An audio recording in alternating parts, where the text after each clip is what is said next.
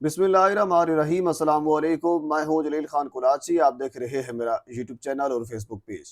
पाकिस्तान के सियासी मंजरनामे में आज पूरा दिन क्या कुछ होता रहा और मुमकिन तौर पर कल क्या हो सकता है, इस हवाले से डिस्कस करेंगे। आज सबसे ज्यादा जिस चीज के ऊपर बहस होती रही वो राना सनाउल्लाह साहब का बयान है। राना सनाउल्लाह पाकिस्तान मुस्लिम लीग नून के सीनियर तरीन रहनुमा हैं। कुछ दिनों से 28वीं आनी तरमीम के हवाले से बातें हो रही थी और ड्राफ्ट के हवाले से भी बातें हो रही थी, क्योंकि ड्राफ्ट हमेशा से नहीं मिलता। जहरी सी बात है, जब आप जिस तरीके से हुकूमत के अंदर आए हैं, जो लाने वाले हैं उनको भी इस चीज़ का इल्म है कि आप किस तरीके से आए हैं और आपको भी इस चीज़ का इल्म है कि आप किस तरीके से आए हैं। मुझे वो बार बार बात याद आती है जवेद लतीफ़ की। जवेद लतीफ़ ने जब ये कहा था कि मेरा जो हल्का है उसको खोला जाए, तो उसको कहा गया अगर आपका हल्का खोला गया तो फिर NA 130 यानी नवाज शरीफ साहब वाला हल्का भी खोला जाएगा और नवाज शरीफ साहब वहाँ से अच्छे खासे मार्जिन से हारे हुए हैं। तो लिहाजा आप खामोश हो जाएं, आप अपना हल्का ना खुलवाएं। तो आप अंदाजा करें, जो बंदा खुद हारा हुआ है वो कैसे डट सकता है, वो कैसे अपनी बात मनवा सकता है। ये तो वो लोग जो जीते हुए थे उनको भी यही कहा गया मुबैना तौर पर कि आप चुप हो जाएं क्योंकि आपका लीडर हारा हुआ है, वरना हम वो हल्का खोलेंगे। जब आपका लीडर हारा हुआ है तो फिर बातें खत्म हो जाएगी।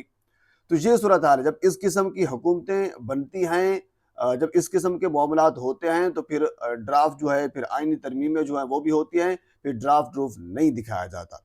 पर राना सनाउल्लाह साहब ने एक बयान दिया। उन्होंने ये कहा कि 28वीं आईनी तरमीम के अंदर जो वोटर की उम्र है उसको 25 साल कर दिया जाएगा। अब ये बयान आया और उसके बाद फिर हंगामा बर्पा हो गया ट्विटर के ऊपर, बाकी सोशल मीडिया प्लेटफॉर्म के ऊपर।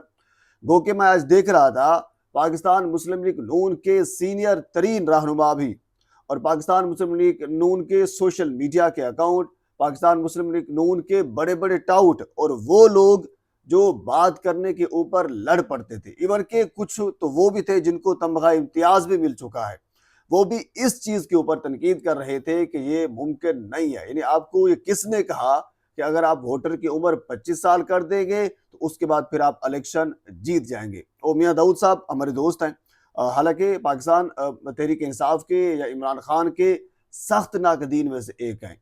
वो गालियां देने के ऊपर आ जाते हैं, बाकायदा गालियां भी देते हैं। इस हद तक जो बाकी जमातें हैं उनको डिफेंड करते हैं, खसूसन मुस्लिम लीग नून को। तो आज तो उन्होंने ये भी कहा कि जब इंतखाबात की बात आती है तो मुस्लिम लीग नून का पेशाब निकल जाता है, और ऐसी ही हकीकत है। क्योंकि फील्ड मार्शल के सदर बनने के जो मामलात हैं, जो बातें हो रही हैं, जो कॉलम्स आ रहे हैं, जो बड़े बड़े जर्नलिस्ट हैं वो इस चीज़ की निशानदेही कर रहे हैं कि बावर्दी सदर आपका हो सकता है। अब आप अंदाज़ा करें, अगर यानी इलेक्शन इस तरह होते रहे, बावर्दी सदर ना आया और 2029 में जब इलेक्शन होंगे तो पहला, अगर जिसने 18 साल की उम्र में किसी एक शख्स ने, किसी एक लड़के ने पहला वोट कास्ट किया था, तो अब वो अपना वोट कास्ट नहीं कर पाएगा 25 साल की वजह से।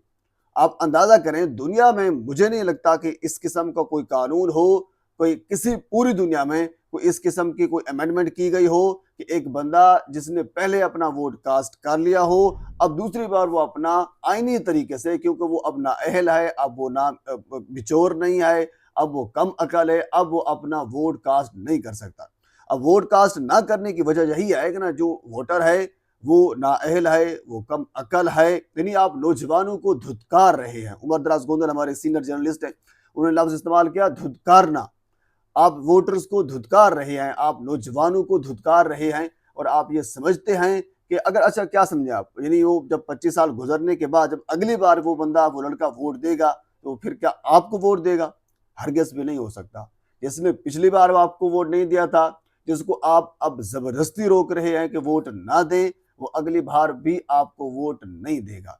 आप अंदाजा करें इस चीज का कि आईडी कार्ड 18 साल की उम्र में बन सकता है, शादी 18 साल के, शादी जैसा एक मुकद्दस फरीजा और एक रिस्पॉन्सिबिलिटी होती है बंदे के ऊपर, वो आप 18 साल की उम्र में कर सकते हैं। यानी इस्लाम इस चीज की इजाजत देता है कि आप 18 साल के बाद इस हवाले से आप अहल हैं, आप शऊर रखते हैं, आप अकल कम अकल नहीं है, आप फेम फरासत रखते हैं, आप मामलात को समझ सकते हैं, आप मामलात को हैंडल कर सकते हैं। तो इस वजह से इस्लाम ने आपको इजाज़त दी है। लेकिन पाकिस्तान में जो अब अमेंडमेंट होने जा रही है وہ یہ کہتی ہے کہ نہیں 18 سال نہیں، آپ 25 سال تک آپ کم عقل ہیں، اس کے بعد پھر معاملات کو آپ سمجھتے ہیں۔ یعنی آپ ووٹ دے سکتے ہیں، آپ پاک فوج میں بھرتی ہو کر لڑائی لڑ سکتے ہیں، آپ اپنا شادی کر سکتے ہیں، لیکن آپ اپنا جو منتخب نمائندہ ہے اس کو منتخب نہیں کر سکتے، کیونکہ آپ نااہل ہیں۔ تو یاد رکھیے، یہ جو بھی ہتھ کنڈے حکومت وقت استعمال کر رہی ہے یہ بالکل کر لے۔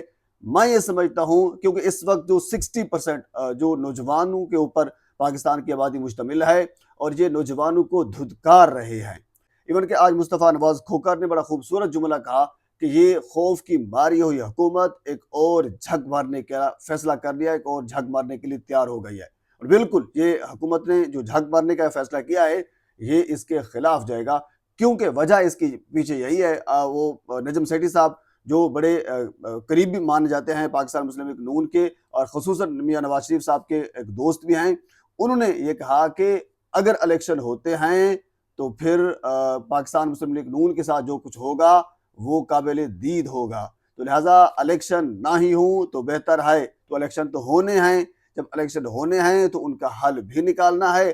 اب ان کم عقلوں کو یہ سمجھ نہیں آ رہی کہ حل کیا نکالا جائے، تو انہوں نے حل یہی نکالا ہے کہ 25 سال تک جو ووٹرز کی عمر ہے وہ کر دی جائے۔ جن لوگوں نے پچھلی بار ہمیں ووٹ نہیں دیا تھا اب وہ ووٹ کاسٹ ہی نہیں کر سکیں گے، جب وہ کاسٹ ہی نہیں کر سکیں گے تو ہو سکتا ہے ہم جیت جائیں، لیکن ایسا ممکن نہیں ہے۔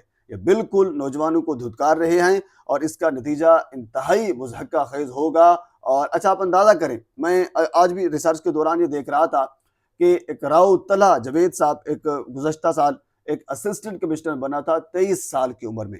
یعنی آپ اسسٹنٹ کمشنر 23 سال کی عمر میں بن سکتے ہیں، آپ کسی بڑے عہدے کے اوپر بھی 23 سال کی یا 18 سال کی عمر میں آپ جا سکتے ہیں، لیکن آپ اپنا منتخب نمائندہ 25 سال کی عمر تک منتخب نہیں کر سکتے، ووٹ کاسٹ نہیں کر سکتے۔ وجہ صرف یہی ہے، یعنی جو بتائی جا رہی ہے کہ آپ کم عقل ہیں۔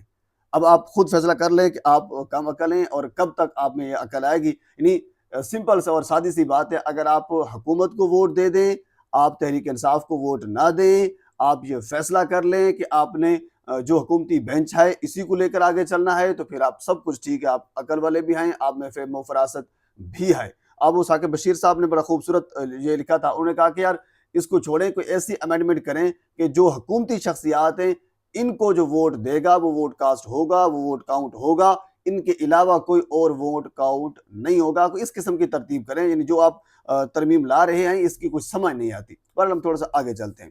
اگلی خبر آج کی بڑی اہم ترین ہے، وہ خیبر پختونخوا کے اندر نئی کابینہ کے حوالے سے سہیل افریدی صاحب نے آج گورنر ہاؤس میں گورنر فیصل کریم کنڈی صاحب سے ملاقات کی، جس میں بابر سلیم سواتی صاحب بھی وہاں پہ موجود تھے، اور اس کے بعد پھر نئی کابینہ نے حلف اٹھایا۔